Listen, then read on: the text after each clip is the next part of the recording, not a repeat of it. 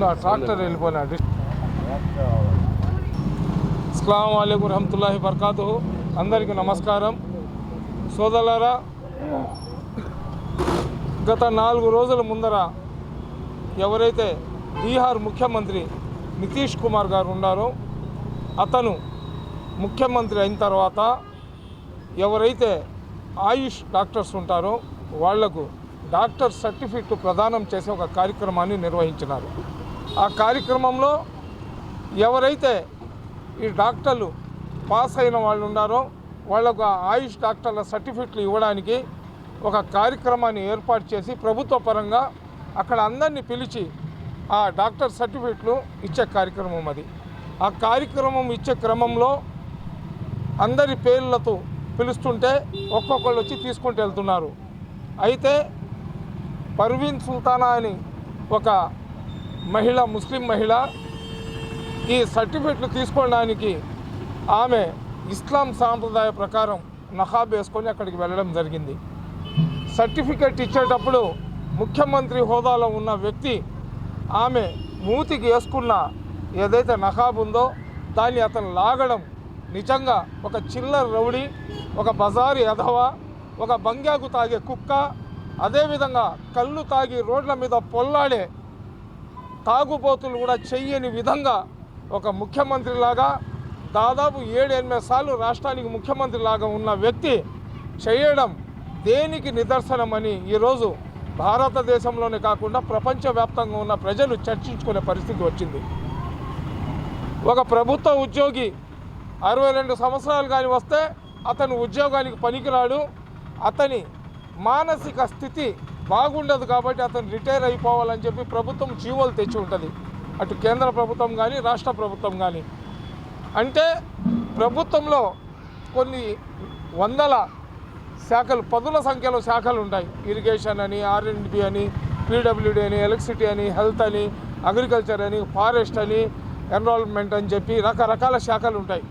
ఒక్కొక్క శాఖకు ఒక్కొక్క అధికారి పనిచేస్తున్నా కానీ ఒక్క శాఖలో పనిచేసే అధికారి 62 సంవత్సరాలు వచ్చిన తర్వాత అతని మానసిక స్థితి బాగుండదు కాబట్టి అతనికి రిటైర్మెంట్ ఇచ్చినారు.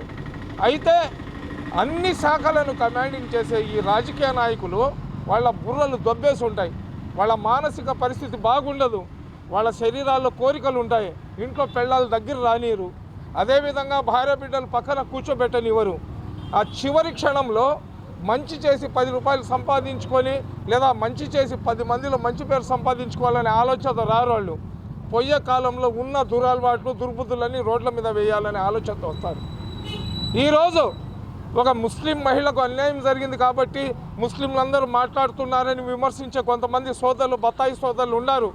కానీ ఎవరికి అన్యాయం జరిగినా కానీ మన కోటమిట్ట, యూసుఫియా, అమీనియా మసీద్ల దగ్గర ఉండే మా ముస్లిం సోదరులు ఎక్కడ హిందూ సోదరులకు అన్యాయం జరిగినా, క్రైస్తవులకు అన్యాయం జరిగినా, ఎవరికి అన్యాయం జరిగినా ఆంధ్ర రాష్ట్రంలో మొట్టమొదటి గళం ఈ కోటమిట్ట సెంటర్ నుంచి వస్తుందన్న వాస్తవం ప్రతి ఒక్కరికి తెలుసు. ముస్లిం మహిళ కాదు, ఏ మహిళకు కూడా ఆ విధంగా చేయడం అనేది అది సంస్కారబద్ధమైన కార్యక్రమం కాదు. నేను ఒకటే చెప్తున్నా, మర్యాదగా నితీష్ కుమార్ గారు మీరే రాజీనామా చేసి వెళ్ళిపోండి. नीतीश कुमार साहब, आपको सीएम के सीट पर बैठने की हैसियत आपके पास नहीं है, आप एकदम बाजारू है। और जो ड्रग एडिक्ट रहता ना, जो गुड़ुम्बा पीने वाला रहता ना, जो गांजा मारने वाला रहता ना, जो ड्रग्स लेने वाला रहता ना, उससे भी गिरे हुए इंसान है आप आपकी सीएम పోస్ట్ కు రిజైన్ कर दो.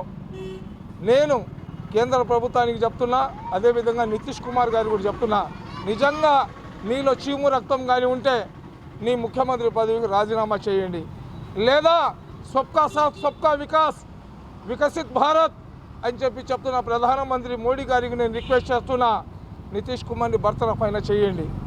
ఎందుకంటే భారతదేశాన్ని భరతమాత అని చెప్తారు, దేశానికి తల్లితో పోల్చేవాళ్ళు మీరు. మళ్ళీ దేశంలో ఉన్న ఆడవాళ్లకు మర్యాద ఇవ్వనప్పుడు అటువంటి రాజకీయ నాయకుడు మాకు అవసరం లేదు. అతను చేసిన తప్పు క్షమించడానికి అర్హత లేని తప్పు అతను చేశాడు. సరే, ఇతను ఈ తప్పు చేస్తే ఇంకొకడు ఉత్తరప్రదేశ్కి చెందిన ఒక లఫ్ట్ ఎదవ పగిలిపోయిన ఫుట్బాల్ మొహం ఉంది వాడిది.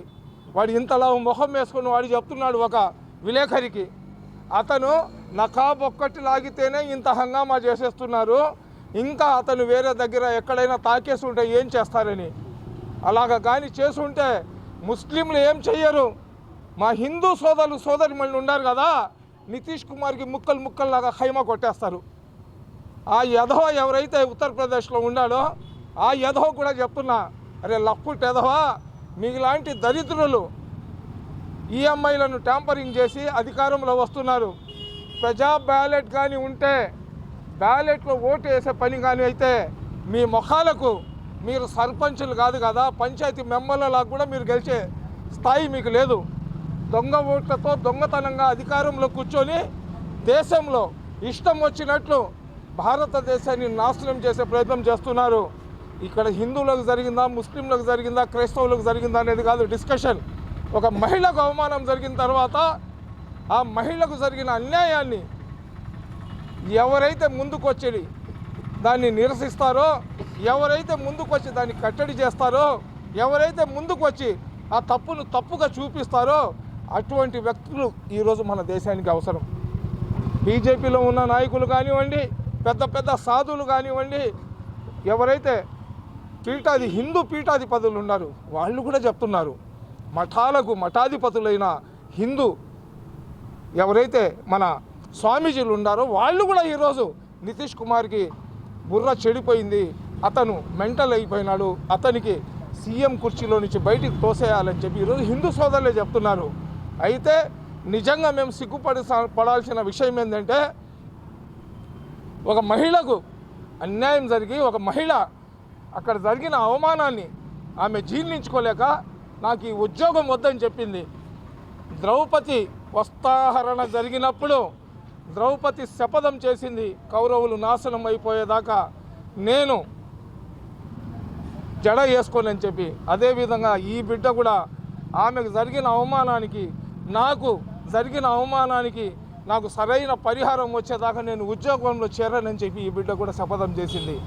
ఎందుకు చెప్తున్నానంటే, ఆడవాళ్ళ శపథం ఏదైతే ఉంటుందో, ఆడవాళ్ళ బద్దువ ఏదైతే వాళ్ళ శాపం ఉంటుందో అది తగిలితే పచ్చని చెట్లు కూడా తగలబడిపోయే సందర్భాలు అందరికీ తెలిసిందే. అయితే మన ఆంధ్ర రాష్ట్రంలో ఉన్న దరిద్రం ఏంటంటే, వైఎస్ఆర్సీపీ పార్టీలో కూడా ముస్లిం సోదరులు ఉన్నారు, తెలుగుదేశం పార్టీలో ముస్లిం సోదరులు ఉన్నారు, జనసేనలో ముస్లిం సోదరులు ఉన్నారు. అయ్యా, మహిళకు ఖురాన్లో కూడా గౌరవిస్తారు.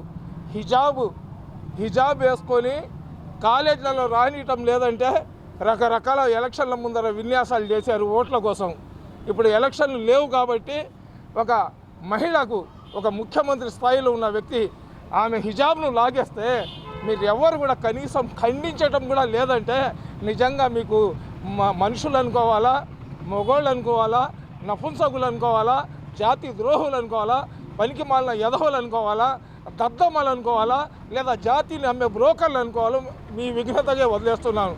ఏదేమైనా నితీష్ కుమార్ని సీఎం లాగా బర్తరఫ్ చేయాలా.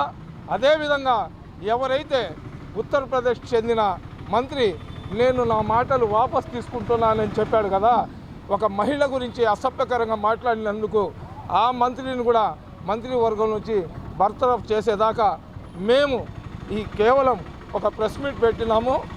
మనం ఒక 1 వీక్ వెయిట్ చేస్తాము. ఎందుకంటే ఈ క్రిస్మస్ ఇవన్నీ ఉన్నాయి. జనవరి లోపల అతనికి నితీష్ కుమార్ కానీ ఆ మంత్రికి కానీ ఇద్దరికి నితీష్ కుమార్కి ముఖ్యమంత్రిలాగా బర్తరఫ్ చేయాలా, ఆ మంత్రిని మంత్రివర్గంలో నుంచి బర్తరఫ్ చేయాలా.